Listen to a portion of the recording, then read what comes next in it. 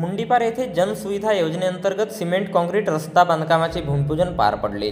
दिनांक 17 फेब्रुवारी रोजी सोमवारला ग्रामपंचायत मुंडीपार या ठिकाणी वार्ड क्रमांक 2 मध्ये जनसुविधा योजनेअंतर्गत प्रेमलता नरेश राऊत सरपंच ग्रामपंचायत मुंडीपार यांच्या अध्यक्षतेखाली सिमेंट काँक्रीट रोड बांधकामाचे भूमिपूजन करण्यात आले। यावेळी भूमिपूजक म्हणून लक्ष्मणजी भगत सभापती जिल्हा परिषद गोंदिया तथा उपाध्यक्ष भाजप गोंदिया उपस्थित होते।